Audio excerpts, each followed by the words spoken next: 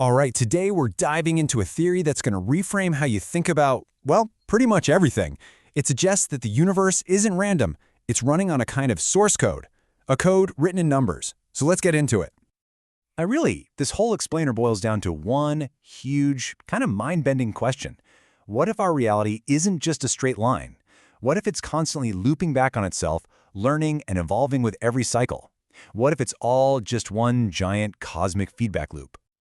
And that's where Ouroboros Numerology comes in. The core idea here is that numbers are not just for counting your change. Nope, they are the actual operating frequencies of the universe. Each one, from 0 to 9, represents a critical stage in this endless cycle of creation, chaos, and finally, completion.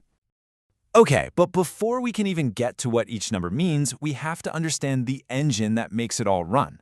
The theory calls this the cosmic feedback loop. You can think of it as the fundamental heartbeat of existence itself. Now, this loop is powered by a cosmic tug-of-war between two opposite forces. On one side, you've got the push for order, for structure, for things to be stable and predictable. And on the other side, you've got the pull towards chaos, change, and something totally new. This constant tension, this dynamic equilibrium, is what keeps the universe from either freezing solid into a boring crystal or just dissolving into total chaos. So with that engine humming in the background, how does reality actually, get built? Well, the theory maps it all out with numbers. So let's start at the beginning, with the very first phase of creation, the numbers 0 through 4. It all starts with 0. This isn't nothingness. It's the void of pure, untapped potential. Everything that could ever be. Then, bam, comes 1. That's the spark of consciousness that says, I exist. But the second you have an I, you immediately create a 2, the idea of an other, which gives us relationships, duality, all of it. And from that tension, that push and pull between 1 and 2, 3 is born. That's the first real act of creation. It's such a clean, logical buildup, right? And all of this creative energy, this progression, it all leads to the first major anchor point in the whole system, the number 4. 4 is the number that takes all that abstract, floaty energy from 0, 1, 2, and 3 and slams it into physical form. It literally builds the box. It creates the stable laws of physics, the structures that we can touch and rely on. You can think of 4 as the architect of our material world. And you can see that whole first phase laid out right here. We go from the infinite potential of the void in 0 all the way to the solid, predictable structure of 4. Each number builds on the last, creating a solid foundation for reality as we know it.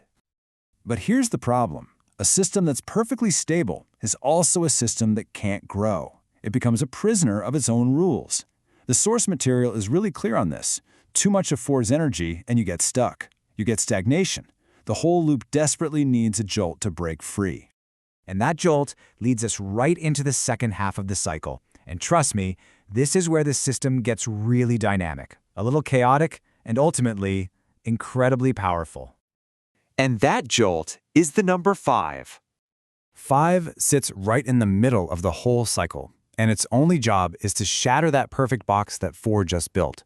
It's the number of disruption, of freedom, of wild, unpredictable change. The theory has this amazing metaphor for it. This is the moment the Ouroboros, the cosmic serpent, sheds its old, tight skin so it has room to grow. Now, after the total shakeup of 5, the system doesn't just collapse. It gets smarter. It evolves.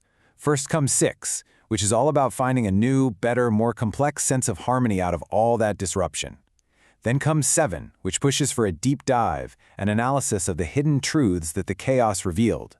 And all that inner work leads directly to 8, which is about true power, mastering the physical world, but now with all the wisdom you gained.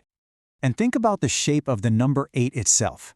It's literally the infinity symbol turned upright. It represents mastering that endless flow of cause and effect, understanding how the end of one thing is always the beginning of the next. And this journey brings us to the final number in the sequence, the absolute peak of the whole cycle, 9. So this whole thing ends with what the source calls, and I just love this phrase, the Ouroboros chomp. This is the moment. The serpent finally bites its own tail. 9 is about completion, about universal understanding. After learning all the lessons from 1 through 8, 9's final job is to let it all go, feeding all that wisdom and experience back into the potential of 0 so the whole cycle can start over, but on a whole new level. Now, I know this all sounds incredibly cosmic, right? So you might be wondering, okay, cool story, but what does any of this actually have to do with me?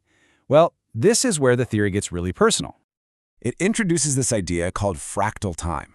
And what that means is that this giant cosmic 0 to 9 pattern isn't just happening out there in space somewhere. It's repeating, like a fractal, on every single scale, including inside our own individual lives, over and over again. And the most practical way to see this is in the 9-year personal cycle. The theory says our lives move through these exact same stages. A year 1 for you is all about new beginnings, planting seeds. A year 4 is about knuckling down, doing the hard work to build something stable. Then comes year 5, the pivot, which is almost always a year of crazy, unexpected change that forces you to adapt. And it all leads up to year 9, a time for wrapping things up, for letting go of what's not working, and clearing the decks for your next year 1 to start. Which brings us to what might be the most powerful idea in this whole thing. We're not just watching this cosmic program run, we are in it. We're active participants, we are the code, we are the engine, and yes, we are the loop. So, I'll leave you with this final thought to chew on.